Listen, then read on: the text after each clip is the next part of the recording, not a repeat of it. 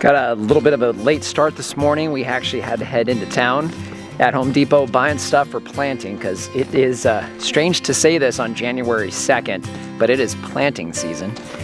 So a little quick shot of this beautiful sunrise here this morning.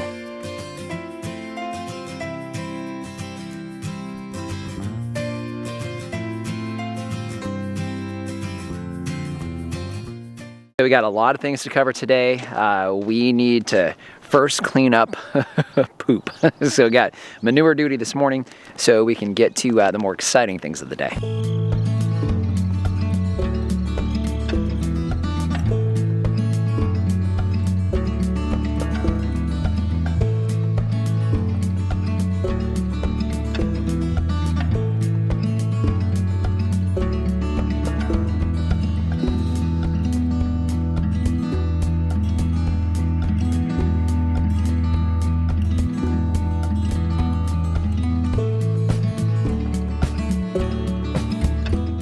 I don't know what the dynamics of poop are, but one of the things I always find, especially when I'm turning pig manure, is it always seems like the dry crumbles, like the raw manure, always winds up on the outside and I have to keep scooping it into the middle. But you can see you got a big pile working here. Now, what's incredible is pigs, anybody who raises pigs will tell you, they have a very distinct smell. They're always pretty ripe. And that's because just the sheer amount of manure and urine they put on the ground. Now, of course, we have, well, here's our pigs this morning. So, of course, we have the pigs outside in this area here, and we do intend on moving them from time to time. I don't know if we'll do it with this round or not, but that's the intention. However, we do take the manure out and we do pile it up.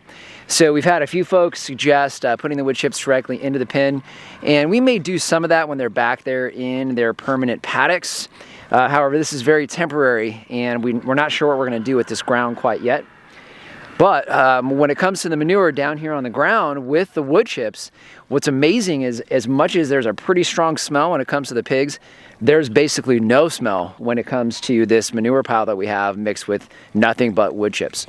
So we're going to say goodbye to the girls all having breakfast here this morning. They're doing really good, and we need to get over to Lori because she is, of course, working with poop. This time it's chicken poop. Hey, hon, what's you working with there? Poop? Just as I suspected, she's working with poop. All right, you look chilly. I'm cold. Oh, okay, you keep your hands to yourself. All right, well, right now, maybe later. Anyways, we're gonna go ahead and turn some of this chicken manure here with Lori.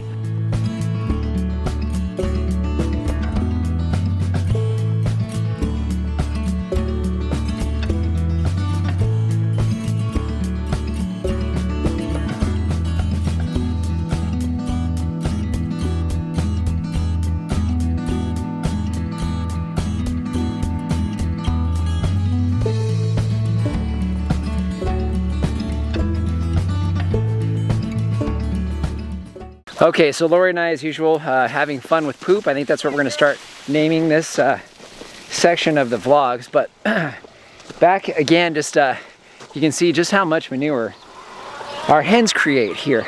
So lots and lots of fertility for our fruit trees. So now I'll give you a shot of the western orchard here. You can see we've got our peaches here. I'm going to head this way because of the sun. All right, give you a better shot there of the western orchard. You can see we've got one of our Florida Prince peach trees here right behind me.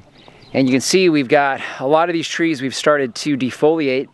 They do start to try to drop their leaves, but they kind of hang on to them a little bit too much. So we kind of help them out and defoliate those just to make sure we get plenty of chill hours. And speaking of chill hours, we've gotten a tremendous amount of chill hours so far this year. But one of the other things you'll notice too is we've started taking these off. So we've got I really like T-posts when it comes to using staking the trees. We don't like staking trees, but we do here in the first season, especially these really small trees that we get from Reed. They're just twigs, just whips hanging out of the ground. You can see obviously they're not now, and just kind of shaking the trunk, I can tell it's real stable. And then of course it doesn't have the leaf matter on here, so there's not as much weight at the top of the tree. That's gonna have a tendency to allow it to kind of tip over in the wind. So pretty confident not gonna need the staking anymore. So I've started actually removing them. If you can kind of see, we've started removing some of the stakes there, and I still have a few more to remove, but they're not attached to the tree. Of course, with T-posts, it's very easy to come back with a T-post puller and get the T-post back up out of the ground. So again, you can see, you kind of get a shot of the winter orchard there, and we've still got trees in the back that we need to give them a little assistance defoliating. Okay, so what we're gonna do is we need to get to planting. So we are gonna be planting some bare root trees today, and we're gonna do some with you guys here today. But before we get to that, we're actually going to be shooting a video on the 4 trees that are going all the way in the very, very back. You won't be able to see it from here, but we talked a little bit about that in the quick vlog we shot yesterday, that we got the back property fenced off, which allowed us to start planting some of our larger trees in the back. So what we're gonna do is we're gonna actually plant those trees on a separate video and do kind of a tutorial on storing and planting bare root fruit trees here in Arizona, timing, things like that. And we got 4 trees we're putting in that back corner, and it's something that we have never grown before. So we're gonna do that here right now. When we're done with that, we'll come back to you guys here today and plant a couple things here on the vlog as well. As usual, our projects took a little bit longer than planned. It is Sunday, the 3rd of January, and you get a sneak peek back there at what we got planted here over the last couple days. All right, so now I promised some tree planting. You'll see Lori, we're here, it's still at the back of the property. You'll see Lori tapping into our quick coupler connection for water. We're gonna need that here for planting trees. What we're gonna be planting is the 2 white mulberries that we actually rooted as air layer cuttings off of the white mulberry that we had at the other property. And come to find out, we believe that's a Persian white mulberry. So she's gonna get water. You'll see behind me here, I have our heavy duty tiller. We're gonna be tilling up the ground where we're gonna be putting these trees in back here at the back of the property. Again, this whole area back here, these are gonna be large trees. These trees are all gonna be, 40, 50 feet plus, hopefully. And we've got mulberry trees that we're gonna be including in the mix. In fact, it's the majority of the trees. So what we're gonna do is we're gonna go ahead and get the tiller going, get the ground kind of churned up, where we're gonna be having to dig some pretty big holes to get those potted trees in the ground.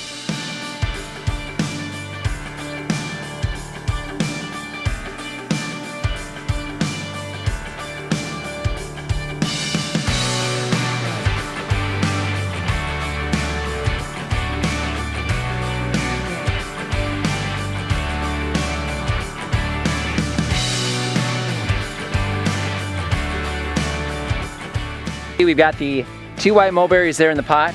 This is the hole for one of them, which was not easy to dig. We got some really hard dirt in this particular area at the back of the farm.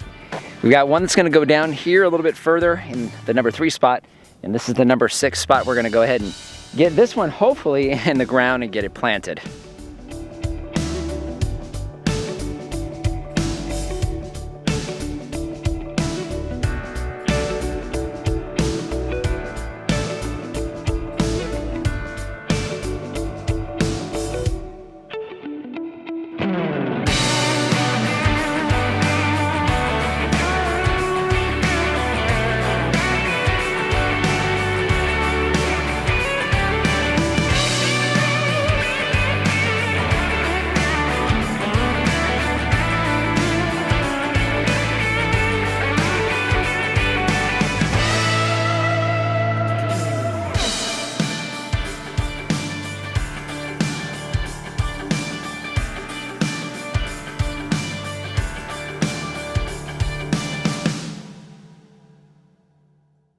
We got that in. You can see broke that pot, but that pot survived a few years out here, and a clay pot in the desert doesn't last long. Either way, you can see that's planted. One thing that we've talked about before, obviously we dug the hole in advance, kind of estimating how deep it needed to be, and we were just about perfect. It might actually, it's a little above grade, but it might actually be a little higher than normal, but this is a mulberry tree, so it's okay if it's buried even or even a little bit too deep. This one's gonna be just fine. It'll root from where it's at. Now I am gonna come back and do some pruning while I'm here, crossing branches, try to decide what my most vertical branches are. We are gonna have a 4-foot cage around this tree, so I need to make sure that it can grow up above that and then spread from there, because we do plan on eventually having livestock back here and I need to keep them away from this.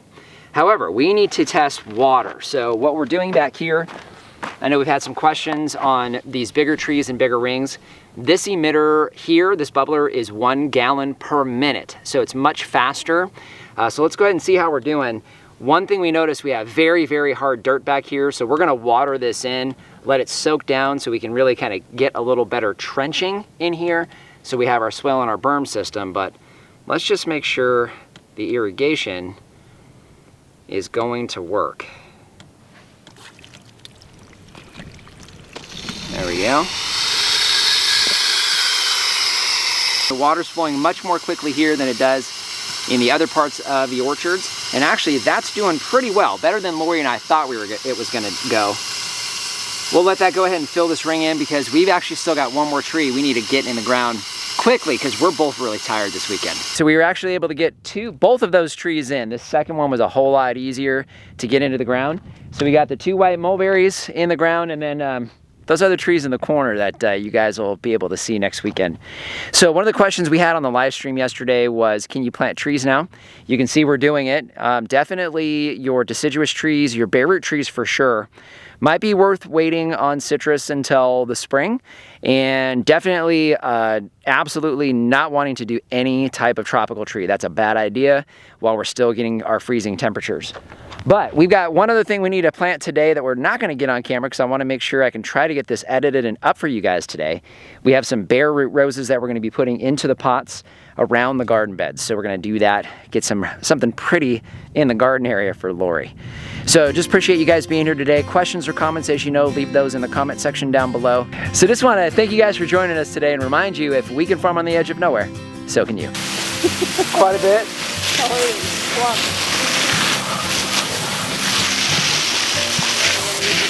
Oh, okay.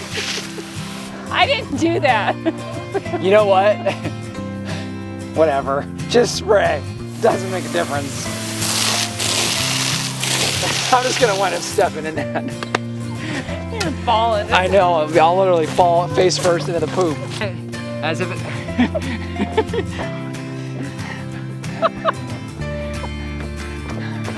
Just a little warm up. A little warm up. Ah. Oh. Yeah. Okay. There we go. And then a little yoga. And then we're back. Okay.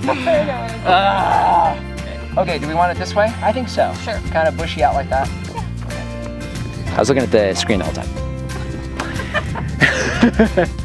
My arm is shaking. All right.